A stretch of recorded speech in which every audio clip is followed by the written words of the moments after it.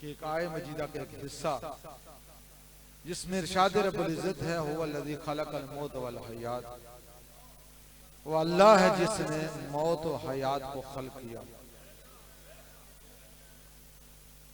ये मौत भी मखलूक है और हयात भी मखलूक।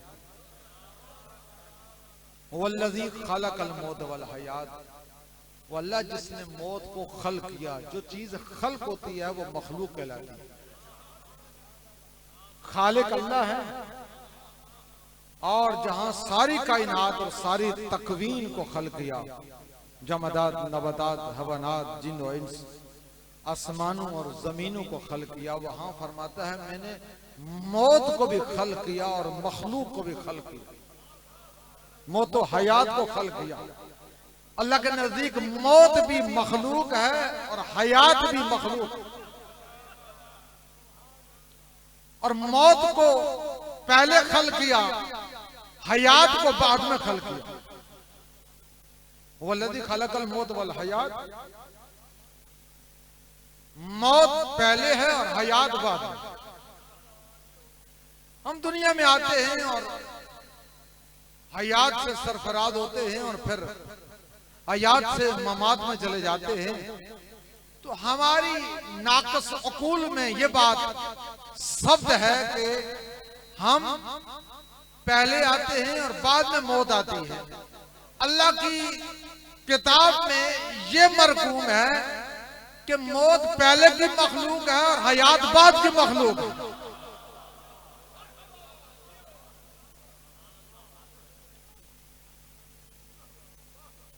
मौत पहले की मखलूक, हयात बाद की मखलूक। ये जो हयात है ना, जिंदगी, हर हयात का इलाज है। अब सारे के सारे इस वक्त हयात के आलम में है और हयात कई तरह की है। एक वो हयात है इंसान के लिए जो मां के शिकम में है, 9 महीने की हयात। एक वो हयात है जिससे आप गुजर रहे हैं। एक वो हयात है जो रहलत के बाद बरज़खी हयात। एक वो हयात है जो उखरवी हयात है। ये जो दुनियावी हयात है ना, इस दुनियावी हयात में, जिंदगी में आपका जो जिस्म है और उस जिस्म के अंदर एक रूह है। कुछ लवाज़मात जिस्म है और कुछ लवाज़मात रूह है। जिस्म की लवाज़मात में सर के बाल से लेकर पांव के नाखून तक आपके जिस्म के जितने अज़ा हैं, हर उज़्व का अलग-अलग से इलाज मौजूद रखा गया। ये इलाज जो जिस्म का हो रहा है, कौन कर रहे हैं? डॉक्टर कर रहे हैं, तबीब कर रहे हैं, हकीम कर रहे हैं। किसका इलाज हो रहा है? हयात का हो रहा है। भाई जो हयात बाद की मखलूक है, इसका इलाज अगर है तो बताएं मौत जो पहले की मखलूक है उसका इलाज क्या है?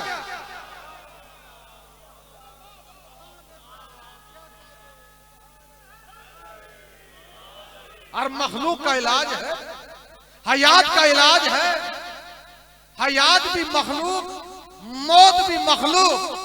हयात का इलाज तो दुनिया को देख रहा, दुनिया देख रही है, हयात का इलाज है। लेकिन बताएं मौत का क्या इलाज है? कोई डॉक्टर, कोई प्रोफेसर, कोई मुतब, कोई हकीम, न किसी ने किया है, न कर पाएगा, न किसी के पास इलाज है। आप अल्लाह की बारगाह में इल्तिजा करते हैं, या अल्लाह तूने अपने कुरान में फरमाया मैंने मौत और हयात को खल्क किया। मौत पहले की मखलूक, हयात बाद की मखलूक। या अल्लाह जो बाद की मखलूक है उसका तो इलाज देख रहे हैं, जो पहले की मखलूक है उसका क्या इलाज है? अल्लाह की तरफ से यही आवाज आएगी, मैं वालिबुल वजूद हूँ, मैं जिस्म जिस्मानियत से मुबर्रा और मुनज़्ज़ह हूँ, मैं तुम्हारे सामने आ नहीं सकता। जाओ मेरे हबीब के पास, मेरे मुस्तफा के पास, जिसकी खातिर कायनात को खल्क किया, जिसको आलमीन का आलम बनाकर भेजा, उससे पूछो कि मौत का इलाज क्या है। सारे मुस्लिमीन मदीना जाते हैं, बारगाए रसालत आज़म में इल्तिजा करते हैं, या रसूल अल्लाह। अल्लाह ने कुरान में सूरह अल मुल्क में फरमाया मैंने मौत और हयात को खल्क किया। या रसूलल्लाह, हयात का इलाज तो देख रहे हैं, ये मौत का इलाज क्या है? रसूल फरमाएंगे ए पूछने वाले, हयात का जो इलाज है उसके लिए रुपया पैसा चाहिए। बड़े बड़े अस्पताल में जाते हो, बड़े बड़े डॉक्टरों के पास जाते हो, बड़े बड़े हकीमों के पास जाते हो। अरे दुनिया के इलाज के लिए, हयात के इलाज के लिए तुम्हें रुपया पैसा खर्च करना पड़ता है, अपने मुल्क से दियारे गैर में जाना पड़ता है। लेकिन जो अल्लाह की पहली मखलूक मौत है, मौत के इलाज के लिए तुम्हें दर से बेदार होने की जरूरत नहीं है, तुम्हें घर से निकलने की जरूरत नहीं है, तुम्हें रुपया पैसा मसरफ करने की जरूरत नहीं है। मौत का इलाज चाहते हो तो मौत का इलाज क्या है? अला माता अला हुब्बे आले मुहम्मदन माता शहीदा।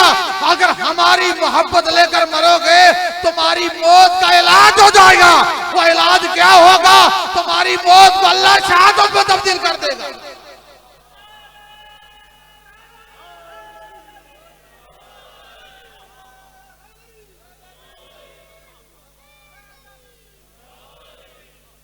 मौत और हयात, ये जो जिंदगी हम गुजार रहे हैं, इस जिंदगी के मुतल्लिक आका हुसैन ने क्या फरमाया? अयामुल अज़ा रहे, इस्तक़बाल मुहर्रम के अयाम से गुजर रहे। आका मूसा कादिर मुहतरम बड़ी शिद्दत से मुहर्रम का इंतजार किया करते थे, इजलास करते थे, मोमिनीन को मुतवज्जे फरमाते थे, हुकूमत को मुतवज्जे करते थे और अराकीन तारीम को ताकीद करते थे। देखो मुहर्रम आ रहा है, अज़ादारों का ख्याल रखना, मातमदारों का ख्याल रखना, बानियाने जुलूस का ख्याल रखना, बानियाने मजालिस का ख्याल रखना, उलमा का ख्याल रखना, ज़ाकिरीन का ख्याल रखना, किसी को कोई मुश्किल ना आए, इसलिए कि सबका मरकज अली मस्जिद मौजूद है।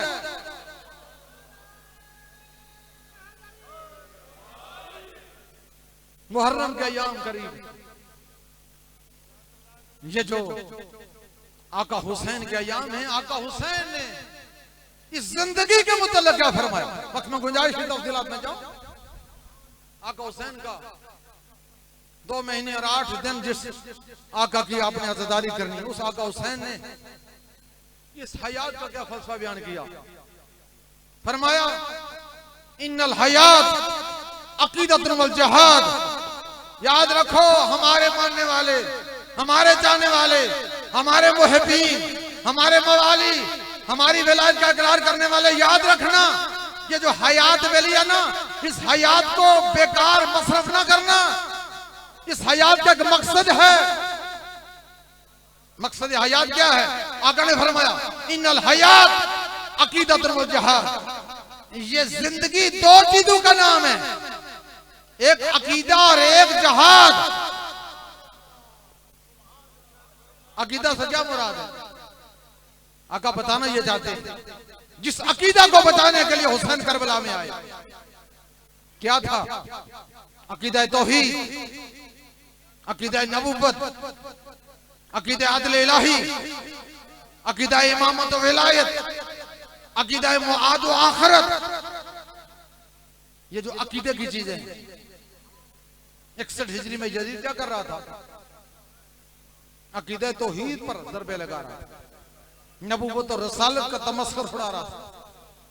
आका हुसैन ने तारीख शुरू की अकीदा को बचाने के लिए।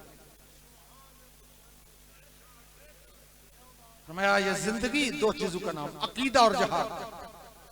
जिसके अकीदा में अकीदा तौहीद नहीं, अकीदा अदल इलाही नहीं, अकीदा नबूवत और रसालत नहीं, अकीदा इमामत और विलायत नहीं, अकीदा मुआद व आखिरत नहीं, उसका अकीदा अकीदा नहीं। अकायद में यही चीजें शामिल है। और दूसरी चीजें जिहाद। हम लोग समझे जिहाद का मतलब क्लाशनकोव से मारना, तीरों तलवार से मारना, नहीं। जिहाद की अक़साम बयान की उलमा ने। जिहाद पे सैफ है, तलवार के साथ जहाद। ये जहाद वो जहाद है जिसके लिए नबी और इमाम की मौजूदगी और इज़्ज़त और इजाजत जरूरी। जैसे जंग बदर हुई, जंग उहद हुई, जंग खंदक हुई, जंग खैबर हुई, जंग सफीन हुई, जंग करबला हुई। हर जंग में या नबी थे या इमाम थे। जहाद पे सैफ, तलवार के साथ जंग करना। आज का दौर वो दौर नहीं है, इमाम है लेकिन पर्दे गैबत में, वो इमाम जमाना जो पर्दे गैबत में है। और दवाए इफ्तिताह के जुमले हैं, अल्लाहुम्मा नश्कु इलैका फक़द नबीना व गैबत इमामिना व कसरत अदुबिना व किल्लत अददिना। खुदा हम तेरे अदुर गिला करते हैं, जिस नबी की उम्मत से हैं उस नबी की ज़ियारत से शर्याब नहीं हो सकते। जिस इमाम की रियाया में है वो इमाम पर्दे गैब में है। फक़द नबीना व गैबत इमामिना, हालात क्या है, व कसरत अदुबिना, दुश्मनों की कसरत है। आज अमेरिका आपका दुश्मन है, इसराइल आपका दुश्मन है, इंडिया आपका दुश्मन है, और दुश्मनाने वाले बैत आपके दुश्मन हैं। इतनी सारी तागूती और इस्तेमारी और इस्तकबारी दुश्मन आपके मौजूद हैं। सब ये चाहते हैं ये अज़ादारी मिट जाए, अज़ादार अज़ादारी न कर पाए, मातमदार मातमदारी न कर पाए। इतनी सारी कसरत अदब की मौजूदगी में अगर आप जिंदा हैं और अददारी से सरफराज हो रहे हैं, इसका मतलब है वो इमाम ज़माना जो पर्दा गैब में है वो आपकी मदद और नुसरत फरमा रहा है।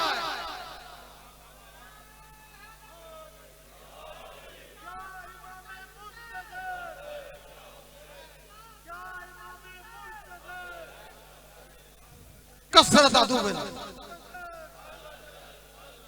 कसरत अदुबिना व किल्लत अददिना। हालात क्या है, तादाद में बहुत थोड़े हैं, किल्लत अददिना। अपनी मिसाल ले ले, तशय्युअ की मिसाल ले ले, पाकिस्तान में कितने आप लोग और कितनी तारीकी और तंजीमों में मुनकसिब हो चुके हैं। एक तो थोड़े हैं, दूसरा वो खुफिया लोग चाहते हैं कि आपको तकसीम दर तकसीम करते चले जाएं, आपकी मरकजियत ना हो, आपका मरकज मजबूत ना हो।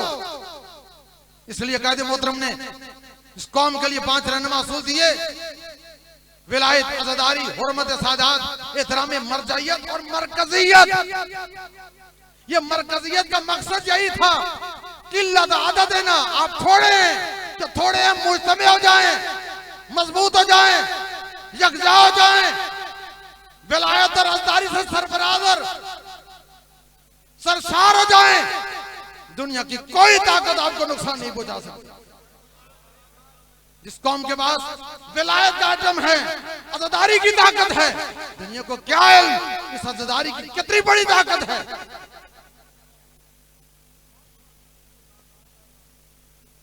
उस आका हुसैन ने फरमाया, जिहाद बिस्सैफ है, जिंदगी का एक नाम जिहाद है, एक नाम अकीदा। एक जिहाद बिस्सैफ, एक जिहाद पे नफ्स है, नफ्स के साथ जिहाद करना। क्या मतलब है? रसूल आज़म एक जंग से वापस आ रहे थे, पड़ाव की एक मकाम पर, और साहबा तशरीफ फरमाए हैं, मुहाजिरीन तशरीफ फरमाए हैं। सरकार ने फरमाया जिहाद असगर कर लिया, जिहाद अकबर बाकी है। साहबा ने आदराए ताज्जुब पूछा, या रसूलल्लाह, तीरों तलवार से लड़े, बहुत सारे शहीद हो गए, बहुत सारे जख्मी हो गए, इस आलम में वापस लौटे, आप कहते जिहाद अकबर बाकी। जिहाद असगर क्या है, जिहाद अकबर क्या है? सरकार ने फरमाया तीरों तलवार से लड़ना ये जिहाद असगर है, और नफ्स के खिलाफ जिहाद करना ये जिहाद अकबर है। आज तो पूरी दुनिया में मुस्लिम उम्मा के जो मसाइल हैं और तरह तरह की जो यलगार लोगों के अकायद को मस करने के लिए की गई, तरह तरह के जो सकाफती यलगार जो अंग्रेज और इस्तेमार ने आप पर की, कितना कामयाब हो गया। सिर्फ मोबाइल की दुनिया को ले ले, 2-2 घंटे फेसबुक और व्हाट्सएप पर लोग जाते हैं, लेकिन 10 मिनट मस्जिद को नहीं दे सकते, आधा घंटा आज़ादारी को नहीं दे सकते। माफ करना, तल्ख बातें, नफ्स के खिलाफ ये सारी शैतानी हथियार हैं, रूहानियत और मानवियत को तबाह बर्बाद करने वाली। आका मूसी ने पूरी जिंदगी फोन नहीं सुना, इसलिए कि रूहानी हस्ती थे, मानवीय हस्ती थे। हमेशा अपने पैरोकारों को, तारीख वालों को, फोर्स वालों को, जाली शोबाजात वालों को, इस कौम को क्या दर्द दिया? दुनिया की तरफ मायल न हो, दीन की तरफ मायल हो जाओ। रुपया पैसे के पीछे ना जाओ, माल के पीछे ना जाओ, आल की मोहब्बत और मोहब्बत के पीछे जाओ।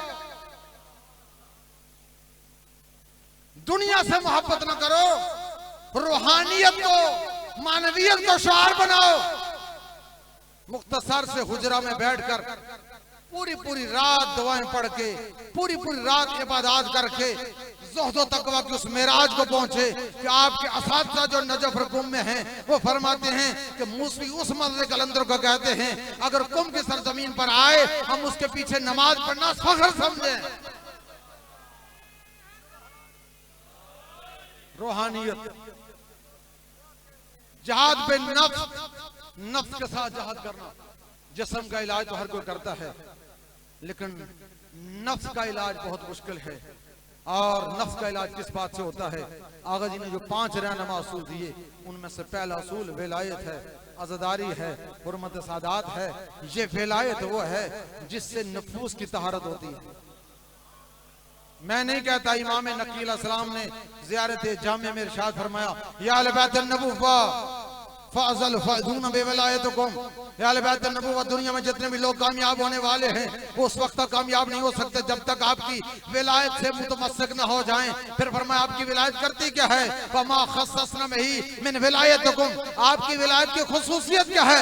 इमाम मासूम फरमाते हैं, फमा खस्ससना बिही मिन विलायतिकुम तीबन लिखल्किना व तहारतन लिअनफुसिना व कफारतन लिज़ुनूबिना। इमाम फरमाते हैं, आपकी विलायत की 3 बड़ी खुसूसियात हैं। एक बड़ी खुसूसियत तीबन लिखल्किना, आपकी विलायत खिलकत को पाक करती है। व तहारतन लिअनफुसिना, दुनिया के पास नफूस का इलाज नहीं। इमाम फरमाते हैं, नफ्स का इलाज, नफ्स की तहारत हमारी विलायत से होती है।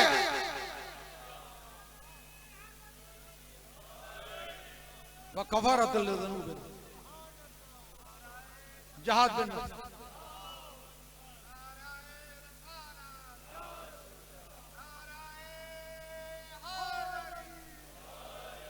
जहाद बिन नफ्स,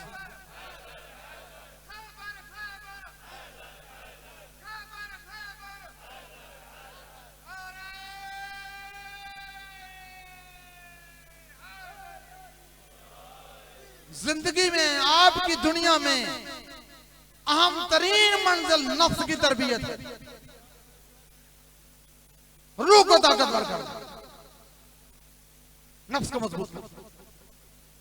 अगर आपने रूहानी और नफ्सानी और मानवीय एतबार से आप किसी बुलंदो बाला मकाम पर हैं, अहादीस में आया है कि इंसान जब रूहानी और मानवीय एतबार से, जिसने अपने नफ्स अमारा पर कंट्रोल कर लिया, उस मंजिल तक, ज़ुहद तकवा की इर्तिकाई मनाज़िल का जब हासिल करता है, फिर अल्लाह उसे नूर की ताकत देता है और नूर की ताकत से बड़े दूर तक देखता है। उसके उठे हुए हाथ मुस्तजाब दावत बन जाते, उसकी ज़बान से निकले हुए अल्फाज हुए महफूज तक पहुंच जाते। और इस अर्ज़ पाकिस्तान में हमने, इस कौम ने फकत उस मर्द कलंदर आका मूसी को देखा जिसने अपने रूह को ताकतवर किया, जिस्म को ताकतवर नहीं किया। रूह को ताकतवर करके सारी ताकूती और इस्तेमारी कुव्वतों को अपने मंतकी इंजाम तक पहुंचाया। इस तारीख के खिलाफ पहले भी बड़ी साजिशें हुई, आज भी हो रही हैं, आइंदा भी होंगी, लेकिन हमें यकीन है, हमें ईकान है। आका मूसी ने फरमाया था, इस तारीख को सैयद सज्जाद की ताईद हासिल है। यह तारीख किसी की मोहताज नहीं है, ये कल भी थी, आज भी, आइंदा भी रहेगी।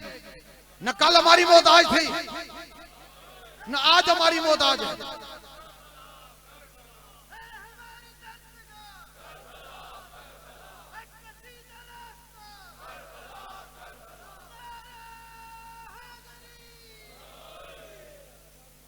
ये किसी की मोहताज नहीं, न कल थी, न आज है, न आइंदा रहेगी।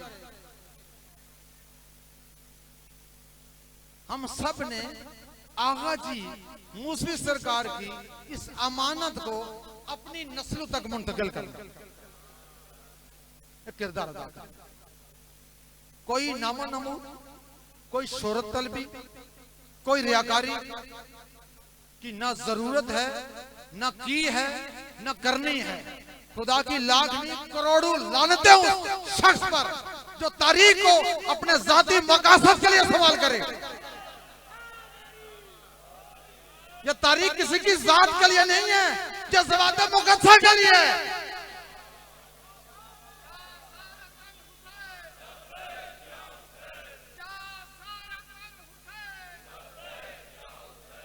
आगा जी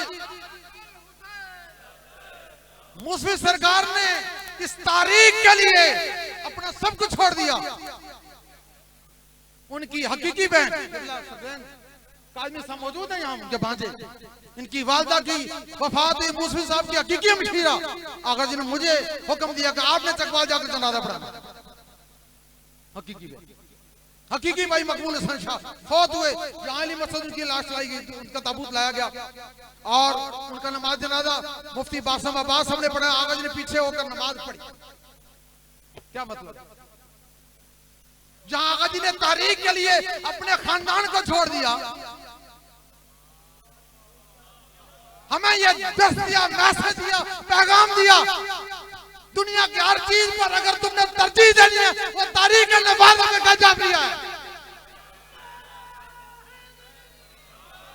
उठना बैठना, हरकत करना, चलना, तबलीगात करना, मजालस पढ़ना, जुलूसों में जाना, मिशरे वला रज़ा के लिए हो, आले मोहम्मद के लिए हो, जात के लिए ना हो, नामा नमूद के लिए ना हो, शोहरत तलबी के लिए ना हो। आगा जी फरमाते हैं यही फर्क है सलीम मरकज और दूसरे मराकज में। ये रूहानियत का मरकज है, ये अकीदे का मरकज है, ये विलायत का मरकज है, ये अज़दारी का मरकज है।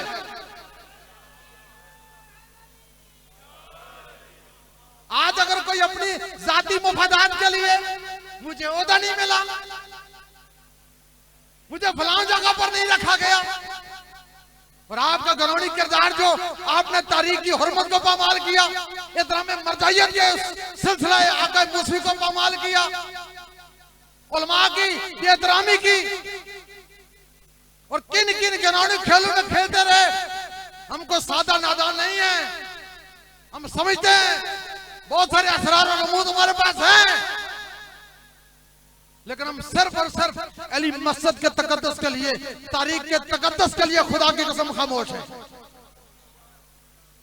बताएं तारीख नफाज़ फ़िक़्ह जाफ़रिया के शोबाजात में से हर शोबा इस मरकज के साथ मरबूत है, और तमाम वो काम जो आगा जी की जिंदगी में हुए थे आज भी उसी तसलसल के साथ जारी और सारी है। अगर कोई खयानत करे तो खाइन को आगा जी ने कहा अगर कोई मेरी जात के साथ दुश्मनी करता है मैं उसे माफ करता हूं, लेकिन जो मेरे मिशन के साथ मुखालफत करता है उसे कोई माफी नहीं। मैं मिंबर हुसैनी पर खड़े होकर वादा करता हूं, ऐलान करता हूं, जिसने मुझे गाली देनी है दे, जो प्रोपेगेंडा करना कर लो, खुदा की कसम करो, मुझे कोई फर्क नहीं पड़ता, लेकिन खुदा रा तारीख को नुकसान न पहुंचाना, मिशन को नुकसान ना पहुंचाना। और मिशन को नुकसान पहुंचाओगे तो तुम अपना नुकसान करोगे। इसलिए कि कायद मोहतरम में फरमाया था कि ये मिशन हमारा मिशन नहीं, आले मोहम्मद का मिशन है।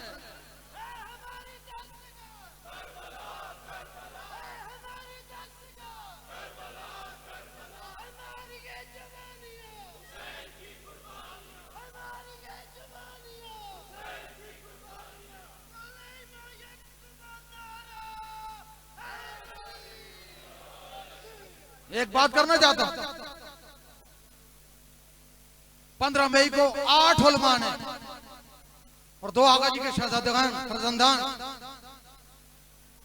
और 2 और शख्सियात, 12 शख्सियात ने एक जगह पर जमा होकर हमने 7 घंटे मीटिंग की कि वो लोग जो तारीख से मुनारफ हो चुके हैं उनको किस तरह जोड़ा जाए, जिन्होंने गलतियां की उनको किस तरह से माफ किया जाए। हमने कहा सब कुछ माफ है, जो कहते हो कबूल करने को तैयार हूं, लेकिन तारीख के परचम पर जमा हो जाओ, अली मस्जिद पर जमा हो जाओ।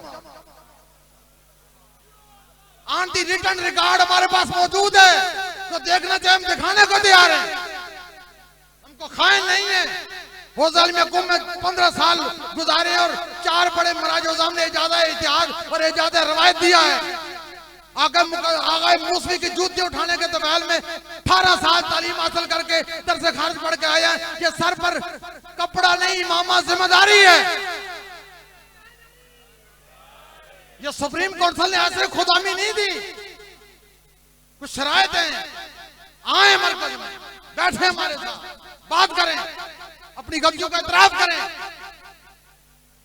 वो कभी हरकत को खत्म करें, सासू के जाल को खत्म करें। हाजिर हैं, नौकर हैं, खादम हैं। हर फर्द के लिए जो तारीख के साथ, हर फर्द के लिए जो तारीख के साथ मुखलिस है, लेकिन जो तारीख का नहीं वो हमारा नहीं।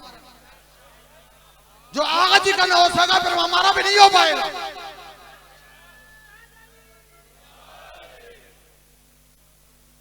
और वो लोग जो मख्फी तौर पर कोई तीसरा किरदार अदा करना चाहते हैं, सुन लें और समझ लें, ये कि इमरान खान नहीं है, यह मूसवी कलंदर की तारीख है।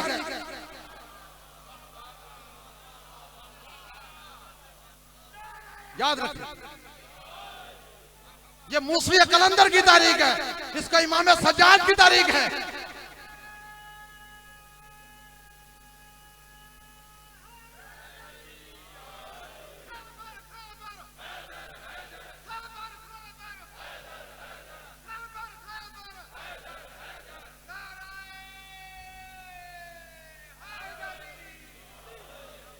कुछ दुनियावी लोग हैं और कुछ दीनी लोग हैं, रूहानी लोग हैं। आगा मूसवी की सीरत से और उनकी रूहानियत से दुनिया आगाह है। वो किस कदर बुलंद बुजुर्ग आदमी था और किस कदर बड़ी शख्सियत थी। 1985 में जब एक शख्सियत ने आजादारी पर रुकावटें डालने की कोशिश की, कभी हरकत की और ये बिल पास कराया कि जो जुलूस लाइसेंस शुदा है उनको एक कमिश्नर भी रोक सकता है और जुलूस बंद करवा सकता है।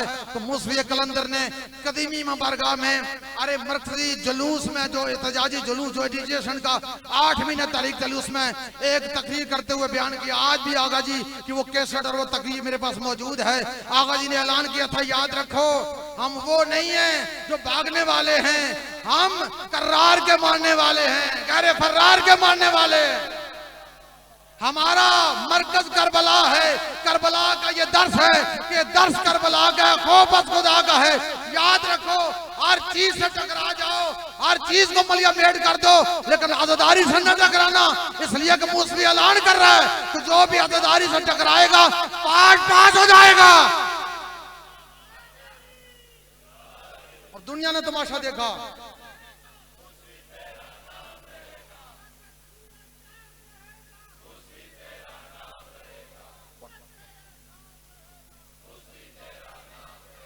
और दुनिया ने उसका तमाशा देखा जिसने आजादारी के खिलाफ इस मुल्क में फिरका वाराना खेल खेला, लिसानी खेल खेला और अकायदी खेल खेला। आले मोहम्मद ने, इमाम ज़मान ने उसका नामो निशान तक नहीं छोड़ा। और इमाम ज़मान के उस वकील आका मूसवी की जबान से निकले हुए अल्फाज हकीकत साबिता बनकर जाहिर हुए और वह शख्स पास खिला में हुआ और लोगों को टुकड़े चुनने पड़े। हम भी उन कुफ्तों को ये बतलाना चाहते हैं कि मूसवी कलंदर की वो तारीख जो आपके आबा अजदाद की तारीख है, ये तारीख करबला का तसलसल है। हर चीज से टकराओ लेकिन इस तारीख के खिलाफ न टकराओ। इसलिए कि ये तारीख रूहानी तारीख है, मानवी तारीख है। खुद अपने मंतकी इंजाम तक पहुंच जाओ। बस अयाम अदा करीब हैं। हम यही बताना चाहते हैं, जैसे किबला इमाम साहब ने पहले बयान कर दिया कि आजादारी के हवाले से आकर मूसवी ने जो 8 महीने 1985 में जो तारीख एजिटेशन तारीख चलाई, उसके नतीजे में मूसवी जुनेजा जो आपकी कौम के पास एक ही मुआहदा है, 12 मुतालबात कबूल हुए। आज भी हमारी तारीख के रिकॉर्ड में मौजूद है। आज आप गली मस्जिद आए देख सकते हैं, जिसमें पहला मुतालबा ही आजादारी की आजादी का। यह आजादारी हमारा आईनी अखलाकी हक है।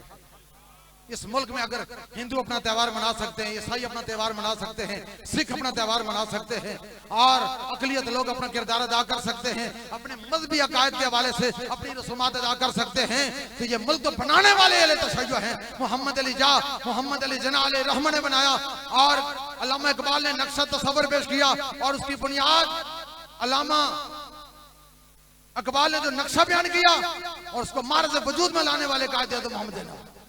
ये तो मुल्क बनाने में हमारा किरदार है। जिस मुल्क के बुनियादों में हमारा किरदार है, क्या वहां हम अपनी आजादारी के मजालिस और जुलूस नहीं बना सकते? आजादारी के हवाले से कोई किसी किस्म की रुकावट ना आके मूसवी ने कबूल की, ना हम कबूल करेंगे, ना आइंदा आने वाली नस्लें कबूल करेंगे। और जो जो दहशतगर्द ग्रुप हैं, हम हुकूमत से मुतालबा करते हैं उन दहशतगर्द ग्रुपों को मंतकी किरदार तक बचाओ, उनसे आईनी हाथों से निपटो। अगर इस पाकिस्तान में अमनिस्तान चाहते हो, दोगली पॉलिसी को छोड़ो।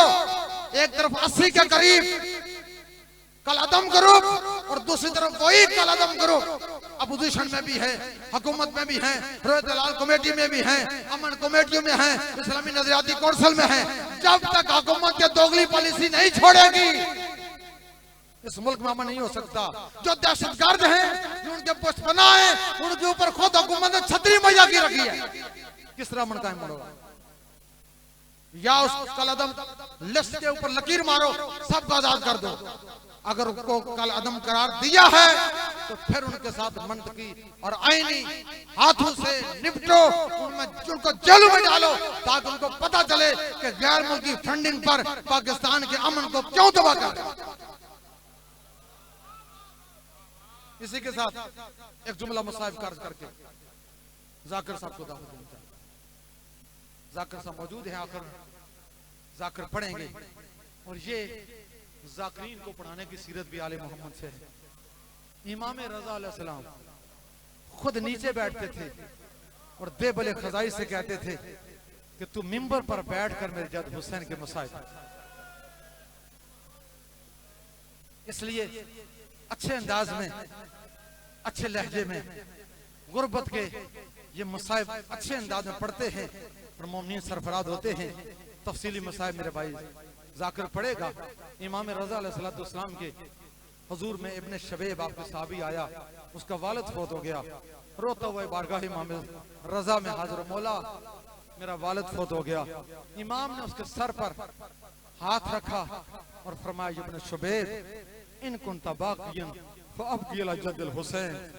ए शुबैब, अगर तुम्हें कभी रोना आए ना तो सबसे पहले मेरे जद हुसैन पर गिर जाकर। अपने वालिद पर भी रोना चाहो ना तो अपने वालिद पर रोने से पहले मेरे जद हुसैन पर जरूर रोना, इसलिए कि तुम्हारे वालिद का इंतकाल हुआ। लोग तुम्हारे पास ताज़ियत के लिए आएंगे, तसलियत के लिए आएंगे, तुम्हें पुरसा देंगे, तुम्हें ताज़ियत देंगे और फिर तेरे वालिद को गुस्ल मिलेगा, फिर तेरे वालिद को कफन मिलेगा, फिर तेरे वालिद का जनाजा होगा, फिर तेरे वालिद की तदफीन की जाएगी। फिर इमाम ने आ भरी और जोर से रोए और रोकर रुक किया करबला की तरफ। अस्सलाम वालेकुम या अब्दुल्लाह, ओ मेरे जद्दे मजलूम हुसैन, कुर्बान हो जाए रजा तेरी गुर्बत पर। दुनिया के लोग जब दुनिया से जाते हैं, लोग उनको पुरसा भी देते हैं, ताज़ियत भी पेश करते हैं, गुस्ल भी देते हैं, कफन भी देते हैं, जनाजा भी पढ़ते हैं और तदफीन से भी गुजारते हैं। आए मेरे गरीब जान, जब तेरी शहादत हुई लोगों ने किस तरह से पुरसा दिया, खैमों की तरफ आए, आग हाथों में लिए हुए आए, आग की शोलों में खैमों को आग लगाई, ज़रा की बेटियों के सरू से बुरके छीने और मेरे जादा आपको ना गुस्ल दिया गया, ना कफन दिया गया, ना तदफीन के आलम से गुजारा गया। उसी आलम